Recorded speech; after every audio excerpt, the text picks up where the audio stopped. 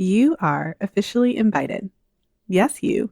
You're invited to join us in Fertility Awareness Mastery. This is my 8-week program designed to help you gain confidence using fertility awareness. Whether you're actively avoiding pregnancy or looking to optimize your cycles for conception, we have a spot for you. We start the second week of January. Are you ready to jump in? Head over to fertilityfriday.com/FAM to register today. That's fertilityfriday.com/FAM. This is the Fertility Friday podcast, episode number 341.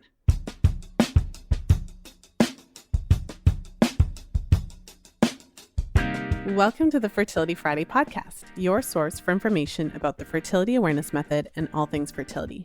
I'm your host, Lisa Hendrickson-Jack. I'm the author of The Fifth Vital Sign and the Fertility Awareness Mastery Charting Journal. I'm a certified fertility awareness educator and holistic reproductive health practitioner with nearly 20 years of experience teaching women to connect to their fifth vital sign through menstrual cycle charting, balancing hormonal health, and optimizing the menstrual cycle without hormones. I'm outspoken about hormonal birth control and its impact on fertility and overall health because you have the right to know how your body works and how artificial hormones disrupt that natural process. I host live coaching programs to help you achieve optimal fertility and health because it's important to have healthy menstrual cycles regardless of whether or not you want to have babies. I'm also a wife and mother of 2 beautiful boys. I know, I'm a busy girl, but I managed to fit it all in. This podcast is designed to empower you to take full control of your cycles, your fertility, and your overall health. And I'm so excited that you're here with us today.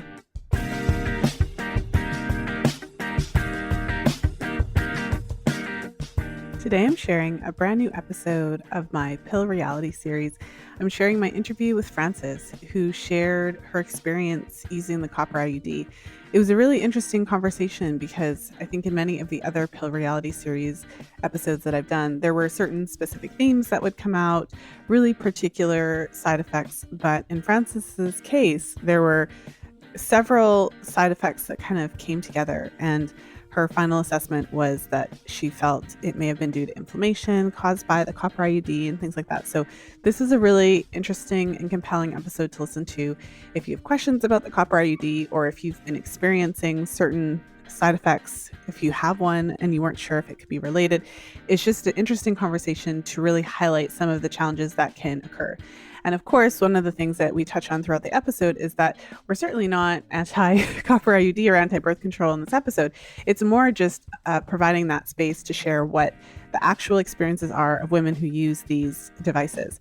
And I think that's a really important part of the conversation. We can't be so sensitive that we can't even just talk about the real experiences women have, because ultimately not everybody does well on every type of birth control. So with that said, let's jump into my conversation with Frances all about her experience using the Copper IUD.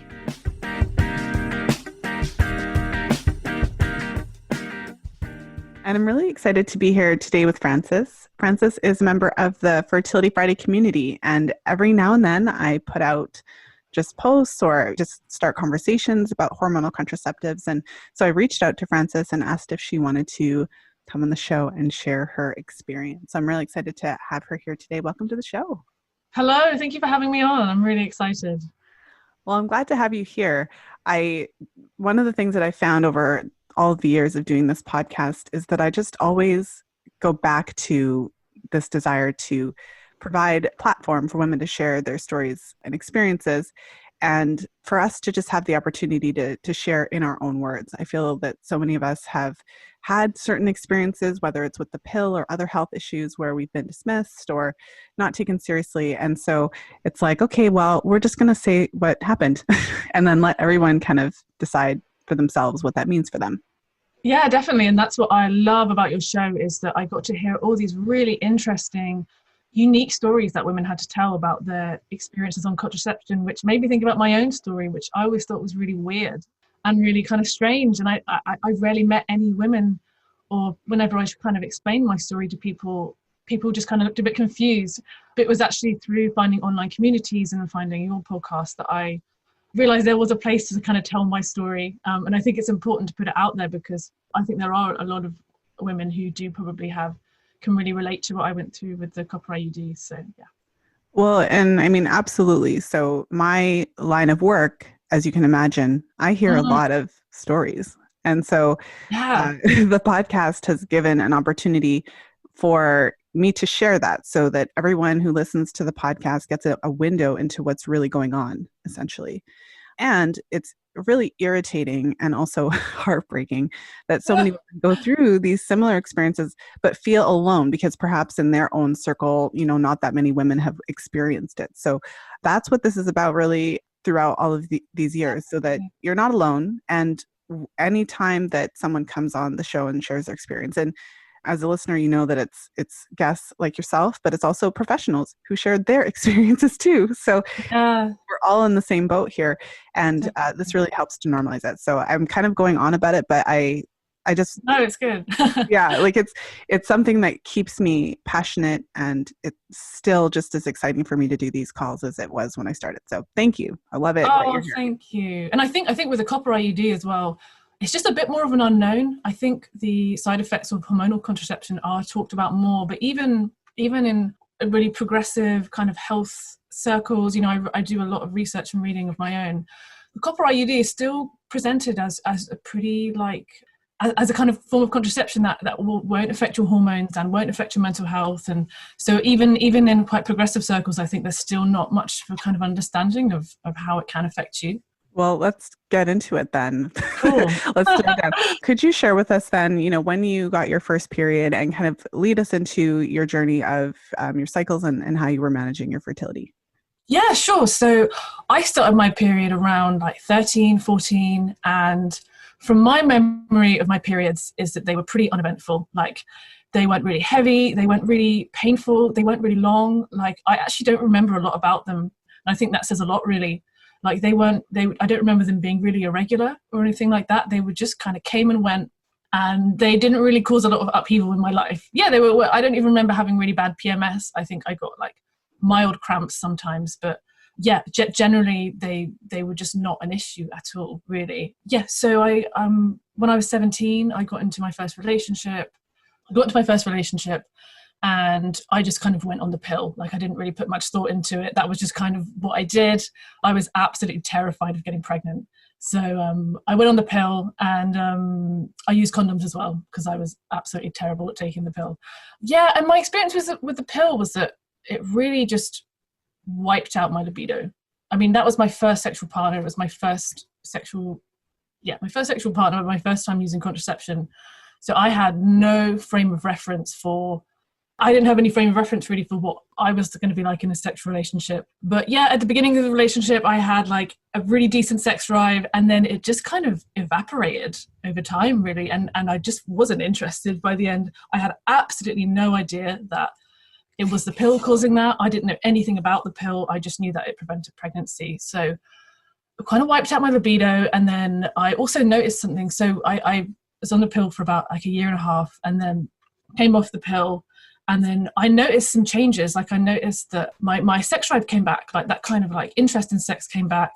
And then I also just noticed some like really subtle changes in my kind of like emotional well-being. I guess I felt more present and more like alive. And I was actually living abroad in Ghana when I came off it, and I remember just like finding the culture, like I just felt more like I could appreciate the culture more, and I was more just kind of that sense of awe and wonder came back that had kind of gone away on the pill. It's hard to describe, but yeah, I really noticed it because I was traveling at the time. And then I decided to go back on the pill while I was out there, and that same libido came back. And again, that kind of sense of like feeling really present and alive just kind of got muted. So I decided, I was like, right, the pill's not for me. I'm going to just come off the pill because I really didn't like feeling like that. Yeah, so that was kind of how I first got into it. Yeah, cool. Do you want me to keep talking or? Well, there's a couple things that you've said, and because I've heard so many women talk about their experiences on the pill, it's just so interesting to me. So when I was 17, 18, like in my first couple of years of university, I mean, I feel like I was like the poster child to end up doing what I do, because I had a lot of friends who were taking birth control at that time who joked about how they never wanted to have sex and how it took away their libido. I had friends who took it and it completely changed their personality such that they couldn't take it, were super anxious around it. And I've heard so many women describe what you're trying to describe, right? It's hard to describe, kind Yeah. of losing that sense of connectedness, that sense of awe and wonder. I think you did a really nice job of explaining it. But, try to go into a doctor's office. I feel like I've lost my sense of awe, Yeah. awe right? Yeah, And connectedness. It was like a feeling of feeling kind of flat. And I never talked to anyone about it. I'm quite a self-aware person. So I picked up on it, but I never talked to anyone about it. And it was only when I read the author of that, Sarah Hill, she had the same experience. And I was like, oh my God, I'm not the only one. I just felt kind of flat. That's the only way I can. Mm-hmm. Well, and talk to us a little bit more about the libido, because I mean, the way you described it, it's really interesting and just sad that this isn't something that is talked about, because it takes away so much of what I think is your kind of natural born right to experience your true sexuality. When you're young and you're at that wonderful prime age, you're in love, you should be able to experience the full sense of your sexuality. Oh, definitely. Not having a libido in a relationship is a big deal. Like it's a big deal. And luckily the person I was with was really nice, so it wasn't an issue. He was really respectful, but it's hard. And I don't know. Yeah. When you're young, that you should be like having libido. So that was quite a big deal for me. So when I really noticed that it was the pill that was doing this, I was like, right, I don't really want to like take synthetic hormones anymore. That was kind of, I felt quite strongly about that. I just kind of knew that I really wanted to have sort of my own mind, which was really important to me. I wanted to feel like my authentic self. And I wanted to have a libido. So that's what kind of led me to using the Copper IUD, really, because it's really stood out to me as like the ideal option, really. I went to university. So I started university and I was like, right, I need to get on some contraception. I need to do the responsible thing. So I went down to the sexual health clinic and I got the leaflet and I looked over it, and it was all kind of hormones, and they actually had natural family planning on there, but I'd never heard of that. I had no clue what it meant. I thought you could get pregnant every day of the cycle, so I just ignored that. And then I saw the Copper IUD and it was like long acting and no hormones. And I was like, oh, this is exactly what I want. This is perfect. I was so bad at taking the pill. I would never take it at the same time. I would like always forget. So I would always use condoms because I didn't trust myself to use the pill properly. Saw the IUD and I was like, this is perfect. This is great. I was really excited. I was like, this is what I want to get. And then, I did lots of reading online about it. Through my reading online, I actually read a lot of horror stories on forums and stuff, of women saying it wrecked their life and stuff like that. But and I wouldn't say it wrecked my life. I wouldn't go that far. But I read about some of these stories that I wasn't seeing reference to on the kind of official health pages I was reading about contraception. But I just kind of thought, everyone's different. Like, that might not happen to me. There are thousands and thousands of women taking this, and you only go online if you've had a bad experience. So that's kind of how I got, how I decided to take the IUD. Yeah. Well, so I've got some questions about the IUD. Before we jump into that, there's just something that I think is interesting. So just from my observation, so in your case, you went on the pill, but you had been cycling for give or take about 4 years before that. You said that you got your first period about when you were 13, and it wasn't until 17 that you went on the pill. And so although you didn't have a frame of reference for libido in a relationship, you certainly had a couple of years of cycling under your belt. And you mentioned that your cycles were pretty typical, normal. Yeah, fine. Yeah. And then you went off the pill for a while. And so you had the opportunity to experience, in your case, the difference between what it was like to be on and off. And so just a comment for the women who are listening who potentially have been on contraceptives for, 5-10 years. That's kind of, I feel like that's kind of one of the challenges there, because once you've been on it for a certain amount of time, especially if it's been quite a long time, you have lost the frame of reference. So it's not really, how can you really be, this is not about putting anybody down. It's just literally about saying it out loud. Like if you have been on a hormonal method for a long time, you can't really be sure what your normal is like because you haven't experienced that for quite a while. Yeah, no, totally. And that's why I was so glad that I was on the pill and I wasn't on like I didn't have the implant or the IUD, because I could just stop taking it when I felt like or the shot. Yeah, because it's particularly with the shot, at least you can get the implant out, although it may take a little while to normalize. But with the shot, it's there. You're on the right. And then for me, it was the experience of coming off it and then going on it again a few months later was when I really noticed that I could really tell the shift was the pill. So that was really useful for me. Yeah. Yeah. Well, let's talk a little bit about the ID. So, the first thing I want to ask is, what was the process like having it inserted? So, talk us through that, and then let us know what happened while you were taking it.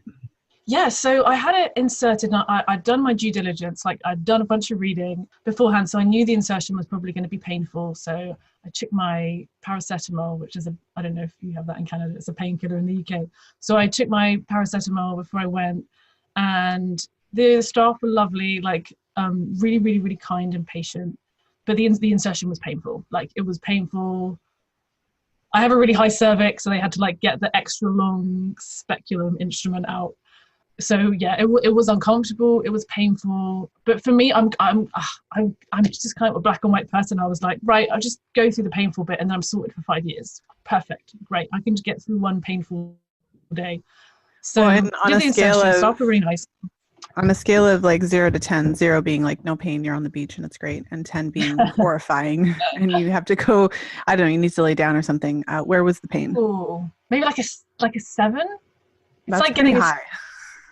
a 6 or a 7. Yeah, it's like, I don't know. Yeah, maybe a 6. Let's say a 6. It's like having a kind of like a smear, like a cervical smear test, but it just keeps going on, and then you get cramps afterwards. So it's like, and especially with me because they couldn't like find my cervix, so that made it even more painful. Yeah, so it was painful and uncomfortable. The nurse held my hand, which was sweet. And then I was at it was first year of university, so I could kind of didn't have too many commitments. So I just kind of spent 2 days in bed with a hot water bottle, basically, because the cramps were really bad. Okay, I'm gonna have to unpack that. So, I will just for the like, especially for women who pick this episode because they're like, okay, I'm thinking about getting a copper IUD and I want to know what it's like. So you said, so the pain, the 7. Could you share like how long of it, like approximately, how long did that last, like at the highest point, and then Oh, talk okay. about the cramps because you're saying 2 days after you're still feeling them. Yeah, it was like it's so long ago now. It's like, when did I put it? Yeah, it's like 8 years ago now. So I'm trying to remember, like the pain of the insertion was, I say the insertion maybe couldn't have taken more than 10 minutes. I'm really like stretching here. I'm trying to remember. So that was the most painful bit, like the insertion. And then I just abdominal cramps, which were like, felt like someone was like twisting a corkscrew inside of me. So I just went home and just ate loads of chocolate cookies and just sat with my hot water bottle in bed. And then the next day, I think it was less painful, but still, I wasn't debilitated the second day. I could probably have done stuff, but I kind of did. I was like pretty like not bedridden, but like, I don't think I could have like gone out and done loads of stuff. And then after that, the cramps went away in terms of like after the insertion. Like those didn't last for a long time, but worse. It's like during my period were worse. Yeah. Okay. Well, and like, so we're going to move past the insertion, but Cool. one of the things that has come out as I've interviewed more women who've had the IUD, because when I started doing these calls and talking about all the different types of birth control, particularly the IUD, I was aware to some degree that it could be painful, but it wasn't until I started talking to women that I realized this is a really big deal. And almost all of the women who I've interviewed did have a pretty significant amount of pain. And what's interesting is that it's a very small percentage, but there is a tiny percentage of women who I've interviewed or spoken to about this who were offered numbing agents. And in those cases, it's actually pretty easy and standard, and they could do it for everybody. I think they did put a numbing gel on. I think they did. From my memory, I think they used a numbing gel, but it still hurt. Well, I think the for the women who had the numbing, I'm obviously not an MD, so I don't know all the different ways to do this, but I do recall a woman who I interviewed saying that she received an injection, so a numbing agent that was given via injection, and she mentioned that, and I think it may have been her like she had either more than one IUD or had one inserted and exerted removed, so she had the experience of the pain, and she said that the needle was significantly less bad. Oh, okay. Yeah, I can imagine if they injected something that would be more powerful. Yeah, I think they put some kind of gel on, but like it was. But I was like ready for it. I was like, I was just like, get it in me. Just do 5 this. years. Yeah. I wasn't that phased by the pain.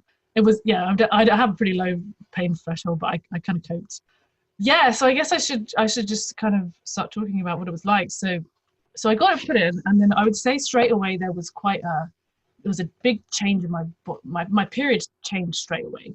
Like they went from being, well, I kind of thought I was the perfect candidate for the coil because I had these really nice periods, like these kind of like, my periods were fine. So I was like, well, I'm an ideal candidate because it makes your periods heavier and longer. So I assumed that it wouldn't get that bad, but my periods became really heavy, really, really, really heavy. And they became a lot longer. It was really helpful when I read your book, The Fifth Vital Sign, because it spelled out, which I never actually heard before, what the parameters are for a healthy period. What is a healthy amount of blood to lose? And I was so shocked when I read it because I was using a moon cup for many years when I had my coil. So I can actually measure how much blood I was losing, and it was way over like the healthy parameters. So you wrote in your book that a healthy flow is a maximum of 80 millimeters, but I think did you mention that if in terms of preventing iron deficiency, 60 millimeters was a more optimal maximum? Is that correct?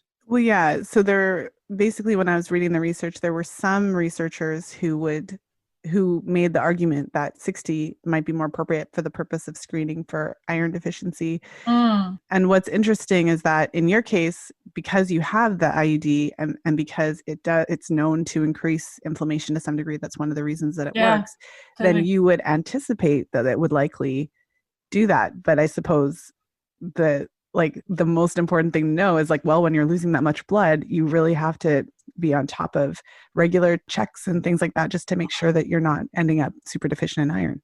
Totally. And no one had that conversation with me. I didn't read that on any. I was reading all the websites and stuff about the IUD. I'm a researcher. I love to research, and I didn't read anywhere about checking your iron levels or anything like that. So because I actually did become iron deficient, and I think the coil played a big part in that. So I kind of compared my cycles to the 60 millimeters, which you kind of which you had mentioned from the research was said to be like kind of optimal maximum. So if one moon cup holds 28.8 millimeters, which is about half of that.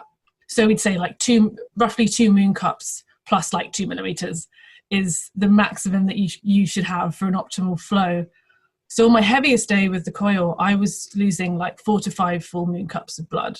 And that was just the heaviest day.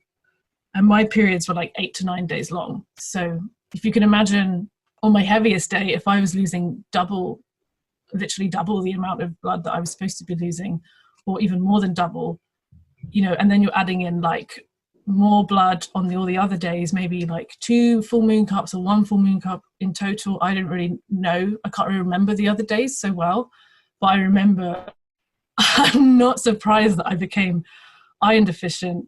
Well, and for the listeners, so I really appreciate you sharing the amount, because I know this is a topic that obviously isn't it's just like you said. That's the reason why I outline that in the book and I talk about it whenever I can, because we're running around living our lives and we don't even know how much blood is normal to lose in a period, right? It's completely ridiculous. It's ridiculous.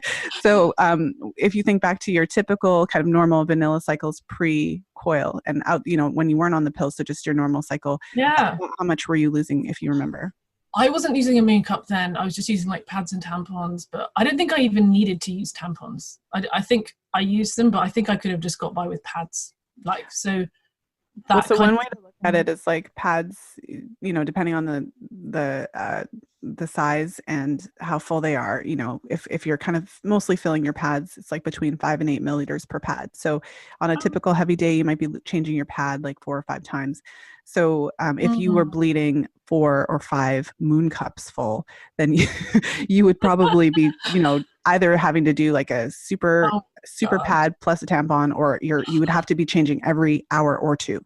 That's why I started using a moon cup, because I was I can't manage these periods. It's I can't manage them. And I think that's the thing that I find so bizarre now, is that through lack of education, I didn't realize that this was unhealthy. I actually didn't know. I knew it was a pain in the ass. I knew my periods had become massive. It's just funny, isn't it? You cut out for a second there. Oh. And the last thing, so if you would want to, it kind of sucks. The last thing I heard you say was it was kind of a pain in the ass. So I missed everything you said after that. Okay.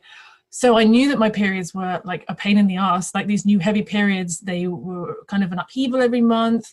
They were super heavy. I had to kind of plan, having stuff with me more, to cope with the flow. But I didn't realize that they were unhealthy, which is crazy to me now because I've read all these books and I know what a healthy period should be like, but I didn't realize it was unhealthy at all. I just knew that it was a big annoyance every month. Yeah, I mean it's just so important to have that. And it's interesting that this was your experience with it, because what I really appreciate about as you take us through your journey is that you were doing everything possible. You were making informed decisions. You were doing a Yeah. lot of research. You were, scanning, basically really doing everything you can to fully educate yourself so you'd make the best choice. And so it's showing that even though you were doing that, obviously there were kind of holes in it. There were certain things you weren't told. And interesting, I mean, for me, when I was thinking about birth control, like back in the day before I found fertility awareness, I remember thinking, oh, maybe that IUD. And then as soon as I read like heavier periods, sometimes more painful, I was like, well, no, no, thanks. My periods are already heavy and painful, so we don't need to exacerbate that. Like that. Totally. Oh yeah, disaster. I have a friend who had a similar experience. She had a horrendous period and she went on the Copper IUD and it was just a total disaster. Yeah, so we don't you need made to. the right decision. Yeah. But in your case, and of course, every woman's experience is different. So plenty of women would go on the Copper IUD and not necessarily, like, even if it is a little bit more, not necessarily have it to be so much more. Oh yeah. I mean, I'm not knocking the IUD. I think it's great that it exists. I'm not anti-IUD. I'm just pro-informed consent and like people like being aware of what having a heavy period means, because I think I grew up thinking that periods, I don't know, it's just this idea that women are just inherently broken, and if you have a heavy period, well, that's just being a woman, really, and like that's just part of life and you just have to kind of suck it up and put up with it. We set the bar pretty low in terms of like what women should expect from their periods. But like another thing that I noticed was the color of my periods changed. So my periods became like really dark, like dark in color. So on the super heavy day, it would be like dark, dark, dark red liquid, like so dark it was almost like black. And then on the days where it got a little bit lighter, it was just like dark brown, like the consistency was kind of thick. And sometimes the blood would honestly look just like black. So this was a departure from before when I think they were just more red. And now that I've had it out, my period was red. And it was the difference was so stark. Like it was just, I was like, wow. Like I think my periods are beautiful now. They're like a kind of bright red, or like a deep crimson, like a ruby color, which I know means that the blood is fresh blood. But yeah, back then they were really dark. They didn't look very healthy. Now I look back, I didn't realize at the time they weren't healthy, but I can tell now they weren't healthy. Mm-hmm. Well, and did you experience any pain or cramping or any changes in that respect? Yeah. So my periods became definitely more painful. It was never like debilitating, so I was lucky in that respect. But definitely on my heaviest day, sometimes I was in pain throughout most of the day. It was a kind of mild but consistent pain. So luckily, it didn't really stop me doing anything. But it was, it was definitely worse than before. Yeah. Well, so it sounds like similar to the pill, your experience there was a lot of things that you experienced. And while you were experiencing them, you didn't really think that they were totally out of the ordinary, even though it was annoying. But then at what point did you decide to remove it? So, and in kind of like when you were experiencing those heavy periods, was it just annoying, or did you actually notice any, like, what I mean? Like at the time, if we had talked, would you have kind of been like, this is great? Or would you have been, well, it's a bit annoying, but it's okay? Oh yeah, no, I was like the biggest cheerleader of the coil. Because so I was like, the coil's amazing. It just gives me these heavy periods, but that's it. And that's the only side effect. Little did I know that it was causing all these other side effects, which I'll get into in a bit. But oh no, I love the coil. Like I was the biggest cheerleader of it. I raved about it. The periods to me were just they were just a pain in the ass. Like that was kind of it. But as the years went on, I basically I think my issues with iron started because about 3 years after I had the coil put in, I decided I wanted to try and be vegetarian, and I cut down on meat. And the second that I cut down on meat, and I mean just like a little bit, I had like insane red meat cravings, and those just persisted and persisted. And yeah, so a year after I got the IUD removed, which I got it removed in 2017, I got my iron levels tested, and I was definitely low. So and I spoke to a GP about it, and she was like, yeah, I mean, having heavy periods on the coil would have depleted your iron stores. So I was like, oh, okay, well, at least someone's telling me now. Well, yeah, I mean, it's interesting like at that stage, but then you were going in kind of with a concern. Yeah, that was when I'd got my iron levels checked like years later. But yeah, so yeah, I got the coil removed like 5 years after I had it put in, and I'd say for about 4 years of when the 4 years. Yeah, so I had the first 4 years that I had the coil in, my periods were super heavy, and then in the last year, for some reason, they got a bit lighter. I have no idea why. Yeah, so I got when I after I got my coil removed, my periods like started getting lighter. Like I've had a coil out for 3 years now, and they're still not as light as they used to be, like before the coil, but they're so much healthier. They are bright red. They're shorter as well. Like on the coil, my periods were like 8 to 9 days long. Now they're like 6 or 7. So I think I can, I imagine I could get my periods over time. They might go back to how they were before, which was about 5 days. But yeah, they did have definitely, as soon as I got it out, my periods changed. Yeah. Hmm. And you mentioned other side effects and things. Were there other Yeah, effects that you had that made you ultimately have it removed? totally. So the other ways that it affected me were, I'll start with this one. So just a hormone imbalance, basically, which is ironic because I took it because it had no hormones in it.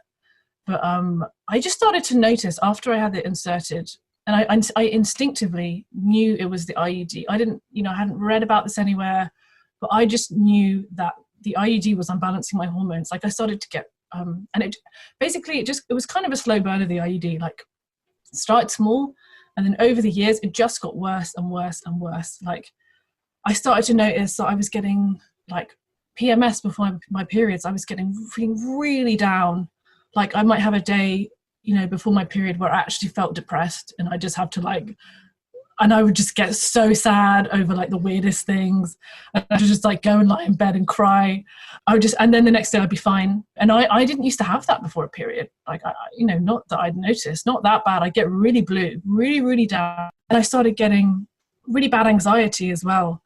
And to be honest, that just got worse and worse. Like by the end of the 5 years, like I was kind of a mess around my period. Like I joked to friends, I was like, periods suck. Like you have a week of mental illness and then a week of physical illness. And at this point, I still thought that was normal. And I didn't realize that was unhealthy. But by the end, I'd have like the week before my period, I'd start getting down. I'd be really irritable. I'd get really bad anxiety. I started getting anxiety attacks before my period. Mm. I had a lot going on in my life as well, in my personal life. So I just kind of put that kind of thing down to stress. But when I had my IUD out, that got so much better. My anxiety attacks cleared up almost like straight away. So that was really interesting. And then I got other weird stuff happened as well. I started getting hot flushes.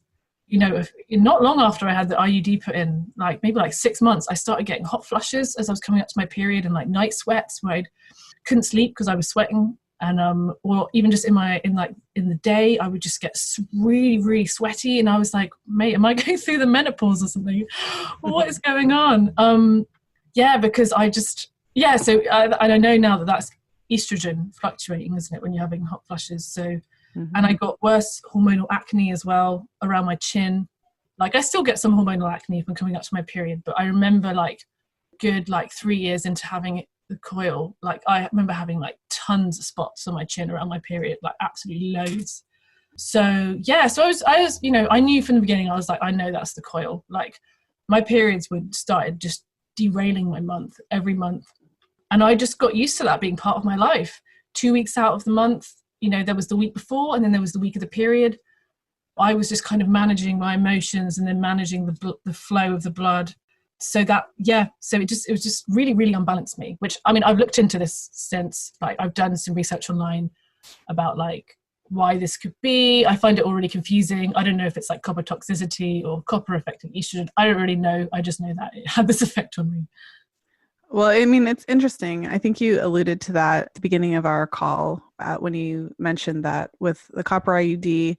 I mean, really, the copper IUD has a lot of good points to it. Yeah, It's it's great. non-hormonal. You're able to continue menstruating and ovulating, so you get to keep your cycle. Mhm, mhm. And so there's a lot of really good points to it. It's just that there's also some challenges to it. And of course, every woman experiences that a little bit differently. So some women are going to use it and it's going to be great.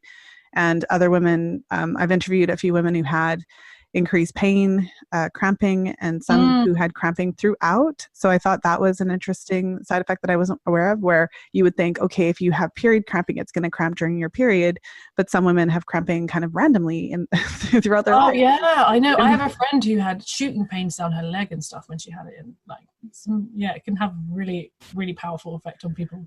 Well, and I had a friend who, while she was using it, it would cause her to have these horribly painful variances. So she didn't really have that when she wasn't using it, but then when she was using it, she'd have it. So again, like this is the conversation around similar to what you did before you got it. It's kind of like, these are the things that can happen.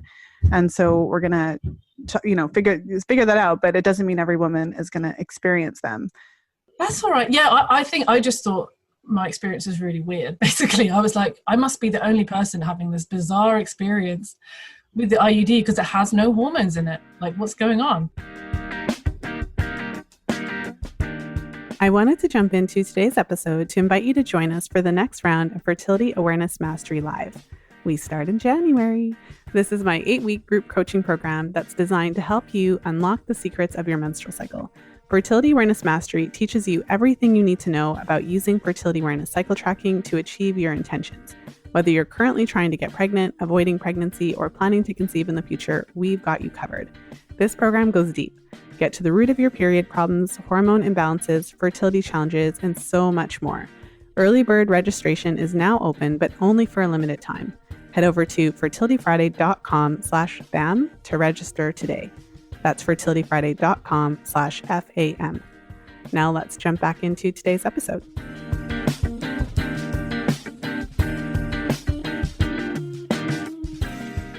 Well, that reminds me. So that's what I was going to say. Because you mentioned that, of course, because it's non-hormonal, you wouldn't anticipate that it would have any effect on the hormones at all. And ultimately, I mean, for all of the birth control methods that you can use, hormonal and, IUD, if you add them all up, this potentially has kind of the least impact on your hormones. What was interesting when I was researching the Copper IUD is that there are some studies that show that, women can experience slightly lower levels of progesterone in the luteal phase. Right. I mean, it makes sense to me if you think about it. The Copper IUD works due to some degree the spermicidal effect of the copper, plus also a certain degree of inflammation that makes the uterine lining inhospitable to sperm. So the primary mode of action is that sperm shouldn't really reach the egg because it's got the spermicidal effect. Right.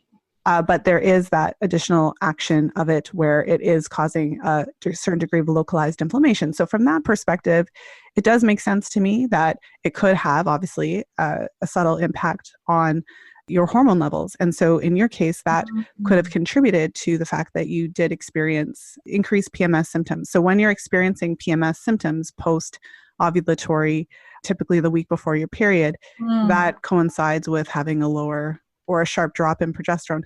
With that said, I mean, it's not to say that it was necessarily the only factor. Certainly if your life was stressful, that's also going to contribute. Oh, yeah. Adding those two things together is probably like not a good recipe.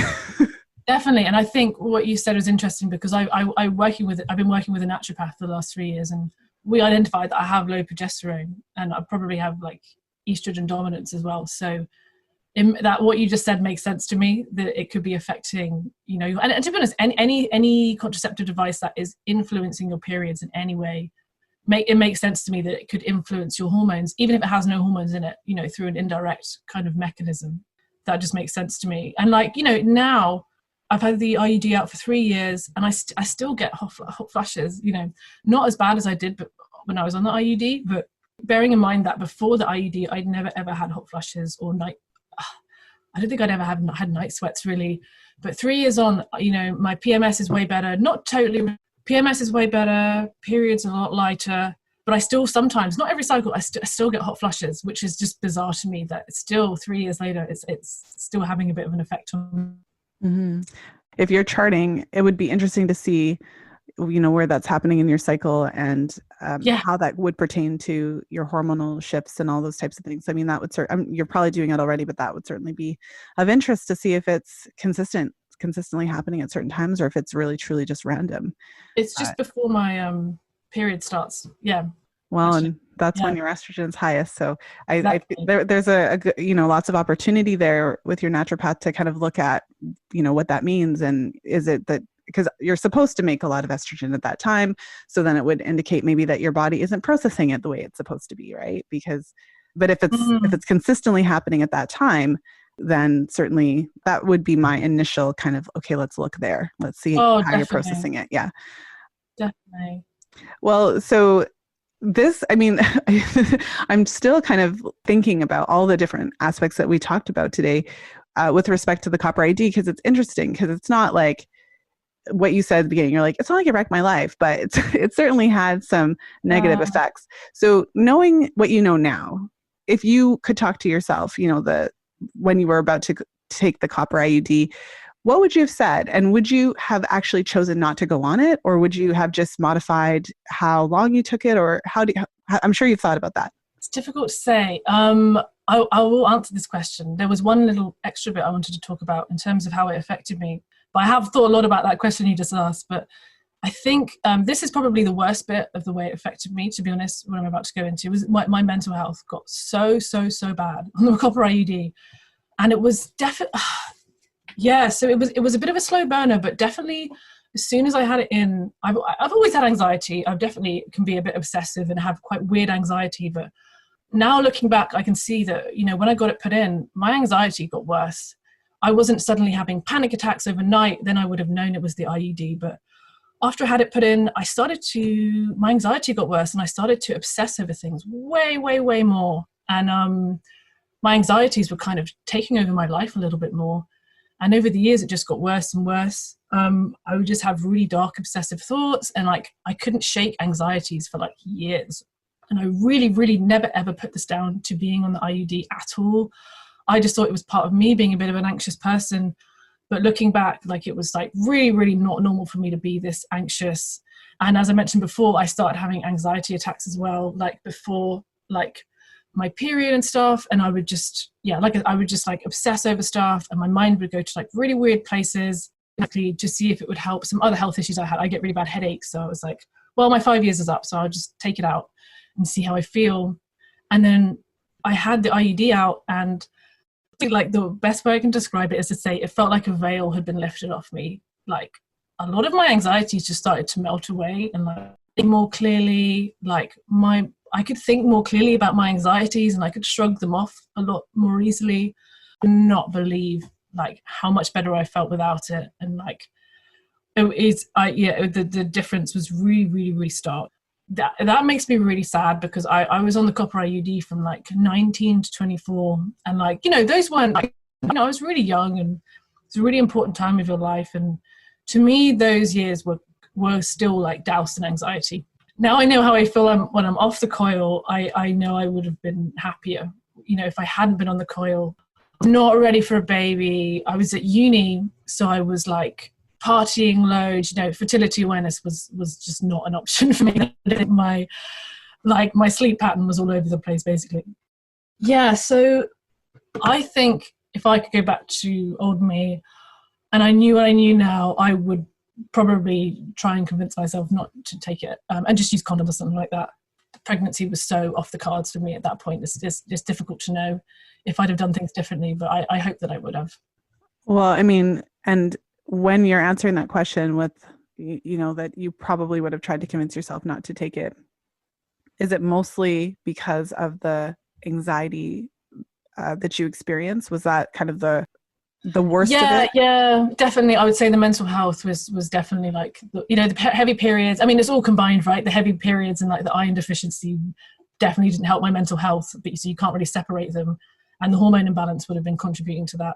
But the hormone, the bad PMS and the heavy periods I can kind of take, but really bad anxiety and just weird, dark, obsessive thoughts would just really kind of brought me down during those years. And you want to be as carefree as possible when you're young, and I feel I definitely wasn't as carefree and quite as happy. I wasn't miserable. I really wasn't miserable at all. It wasn't like that. But yeah, I think I would have been happier without it. But yeah, it's difficult. It's difficult to know what to do when you're that young and pregnancy is not an option. But it's hard to know. Well, and you mentioned panic attacks. So when you had the IUD removed, so you mentioned the anxiety melted away.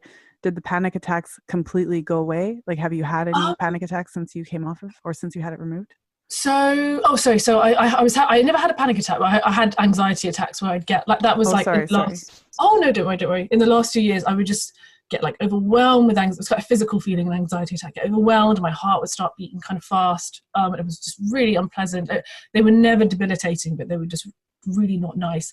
And then I had it out. And honestly, like in the 2 years that followed it, I had like barely any anxiety attacks. Had a few more this year for other reasons, but like they pretty much completely cleared up. Like it was just night and day. So I feel like that's a really surprising side effect that I wouldn't necessarily think of, because obviously it's not hormonal. I've talked a ton, obviously, about hormonal contraceptives, yeah, all the different kinds, and how so many women have anxiety and become depressed and often have intrusive thoughts, and some experience paranoia and that kind of thing.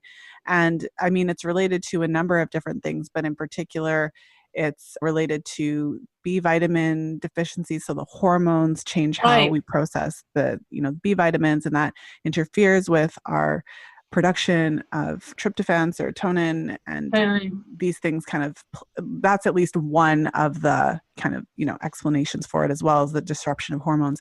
But in your case, you're not having the hormones.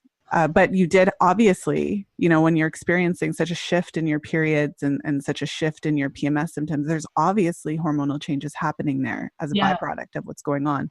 So yeah, I mean, that's for anyone who's listening, it's kind of eye-opening to see, like, wow, women can have the copper IUD and have these emotional, hormonal related effects, even though it's not hormonal. I couldn't believe it. I think it's the inflammation that it causes personally. Knowing what I know now through working with my naturopath, I have a lot of had a lot of other chronic inflammation going on. So I think that IUD just really fanned the flames of that. And that might be why it wasn't a great match for me. And it had some other weird. And it's metal. See, this is the thing. Like we don't really think about, stuff like this, right? Like if you have a splinter, it's probably not a good analogy, but just for the point of, because I like analogies. If you have a splinter in your finger, you develop, inflammation around it. That's the red and the red, and your body wants to get rid of it. I've spoken to women whose bodies expelled the IUD.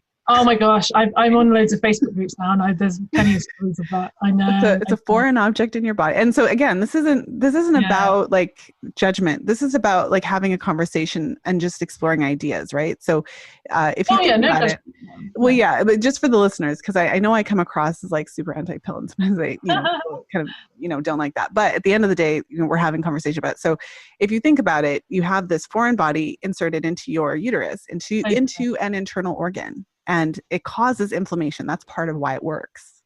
If it didn't cause that inflammation, it likely wouldn't be as effective. So it's part of the mode of action. Well, if you have a foreign body in your, inside of you that is causing inflammation, your body probably doesn't want it there. And your body will see it as a threat. Is what I understand now. Yeah, it's like, why is this like weird plastic/metal device sitting? Because if you have a splinter, your body actively tries to get it out. Yeah, totally. Yeah. It'll all kind of makes sense. And I had some other weird effects as well. I don't know. Do we have time to go into them as well? Sure, you can share a few more. Is that all right? Yeah. Like some kind of weird sexual dysfunction as well. Like when I was on the IUD, if I had sex, like after sex, like the next day, like it would all kind of feel a bit weird down there. Like I could feel like something had really like been in there, if you know what I mean. Like, are you talking about kind of like a dull phantom pain type of thing, or something different? Like a squelchy feeling. Maybe let's leave this bit out. Actually, I've had second thoughts now I'm talking about it, because my mum's going to listen to this. Okay. No problem. Well, so I just can't thank you enough for sharing your experience and taking us through it. I feel like this is, I don't know, I'm going to listen to this again. I feel like I'm going to go back. I mean, I always have to listen to it again when I edit, but I feel like I'm going to go back and listen to all the different parts, because it really puts together an interesting picture of the copper IUD. And Thank you so much. a lot of the a lot of the, because I mean, in your case, it was like all these different pieces. It isn't even like there's one thing. There was all of these different pieces that together create this picture that was just not the greatest experience. It was, yeah, it was like, I would, if I could sum up my experience on the Copper IUD, I would just say it was really inflammatory. It just from the get-go, I just inflamed my body. It unbalanced me so much. I don't think in my case, and I'm not saying this applies to everyone, in my case, I don't think it was possible for me with the IUD, and like it was just such like powerful like force in my body, and it just depleted me. Like by the end, I was just so depleted of like iron, energy, emotional resilience. Like I'm so glad I took it out. I took the chance because I was considering just getting a new one put in, but I was like, no, I'll just take it out for 6 months, see if it helps my other health problems. And yeah, but that's, I'm so sorry. You were going to say something. Well, I feel like in kind of thinking about everything you said at the time that you got it, you were like, it was the answer to everything. And I would imagine that at that Mm-hmm. you did mention that you read some of the negative side effects. Mm-hmm. And, but this, one of the challenges for a lot of women, especially in this day and age, I've been saying this a bit on the podcast, but when I was growing up, I feel like it was a bit different. I feel like when I was in my late teens, early 20s, the pill was definitely pushed, but not to how it is right now, because that Oh was my 20 years gosh. ago. Yeah, So I feel I like back then the idea wasn't that if you weren't on the pill, it was just a matter of time until you're pregnant. So mm, nowadays, I feel like it's like a very binary, like you're either on the pill or pregnant, like, and that's it.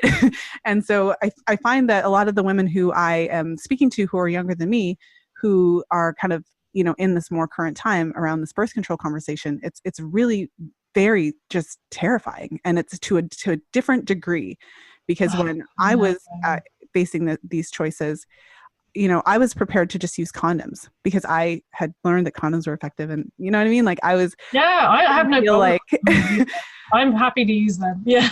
but so going back in terms of, especially for someone who's listening, who's kind of debating, and this is part of the research, it's like it seems like what would have been useful for you to know is, what a normal period looks like, what Totally. normal bleeding is like, because then that would Mm. have allowed you to at least have that information, and you still may have continued to have it in, but you would have had that information. So you could have been like, okay, so I'm going to watch this. I know that it's heavier than it should be. And you may have been able to then correct the iron deficiency, and that may Yeah. have had a better long-term output. If you had known about how the IUD functions and how it increases inflammation and how that can Mm. have a negative impact on progesterone levels, there's a lot of things you can do to support progesterone levels and be aware of your stress and sleep patterns and all different kinds of things that can really Oh, boost totally. that. And so there's Yeah. things you probably could have done while on it, while you had it in, to potentially reduce some of those PMS symptoms.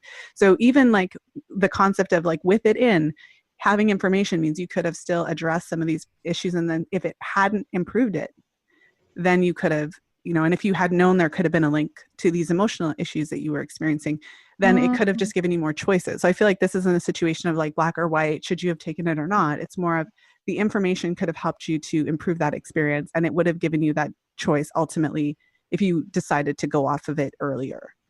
Definitely. No, I think just having a bit more information, yeah, about what a healthy period was. And in the UK, they really, really push long acting contraceptions like a lot, in the sexual health clinics. And, when I came off the IUD, I had to battle with a lot of my own feelings of feeling really irresponsible. Like, I think a lot of women feel like that. You have to go. That's how I felt when I went on the coil. I'm doing this because I'm a responsible adult. And I came off it. And, luckily now I'm learning fertility awareness, which I love listening to your podcast. It's been really, really good, like educational, like resource for me. Yeah. So now that I've read about fertility awareness, I know that there is another effective way of preventing. I really didn't realize there was. I thought it was like the pill, IUD, condoms, but they're kind of not that reliable. But I do think condoms are reliable, but they're presented as not being reliable at all. Whereas, I don't think that's true now. But yeah, luckily through learning fertility awareness, I've developed so much confidence. I've learned so much about my body. I'm still in the process of learning. I'm single, so I'm taking it slow in the learning. But yeah, it's been absolutely amazing to learn, to realize that you can learn so much just by observing your bodily signs every month. Has just been. I'm a massive nerd, so it's just been incredible. Yeah, I mean, it sounds like it's totally up your alley, because it sounds like it's totally up your alley because you were already an avid researcher, and you know what I Mm. mean? Like, so this, yeah, it's a fit for women who are willing to kind of go in and learn and do the work and chart and all of that kind of stuff. And so it seems like it would have been a good fit for your personality, like once you were ready for it anyways. Oh yeah, super fascinating. Like I love seeing my cervical fluid. Makes me so excited. I can't even describe it. It's a good Well, fit. and I mean, for the woman who's listening, who similar to the way that you felt when you were in your late teens, early 20s, a lot of women do feel that. So it's like the options are all there, if you want to call them that, even though most of them are like the same option, just with a different twist. Yeah. But the options are all there. And even if you're not particularly excited about them, those are the options. And then you really feel like there's nothing else because obviously we're not really presented with non hormonal options in this day and No, age. not They're at all. not presented as valid, or you're not presented with a kind of a strategy for how to make non hormonal methods effective, right? So it's kind of Mm, like, even though they're saying, yeah, you could use a diaphragm, it only has a 70%. Like they'll say these low, low, yeah, low. So you're exactly. kind of like, well, that's not that's not Totally. an option. So for the woman who's in that situation and she's trying to navigate this, and she does feel terrified at the thought of not having an IUD or not being on a hormonal method, what would you want her to know? Oh, that's a good question. I'd say always every woman knows what the best choice is for her at that time in her life. But I think the best thing to do is just to educate yourself about fertility awareness. So, if I was educated about this at school or something, or if I'd have known about this from a younger age, I might still have chosen the copper IUD, but I'd have known in the back of my mind that there were other options. Now I'm reading Taking Charge of Your Fertility. I'm just amazed at how little I knew about this method, and that it is a serious option. I'm seriously avoiding pregnancy. Like I could not have a baby right now, but I still think it can work as a method. I'm single at the moment, so I haven't really used it as contraception yet. But I think the best thing to do is just to educate yourself about it and then make the best informed decision about it. But if you don't know anything about the other options, then you can't do that. Mm-hmm. Absolutely. Frances, oh my goodness. Thank you so Oh, much for being thank here. you. Thank you so much for having me on. It's been really fun. Really, really appreciate it. I loved talking to you. Thank you for listening. If you enjoyed today's show, please share it with a friend. You'll find the show notes page for today's episode over at fertilityfriday.com/341.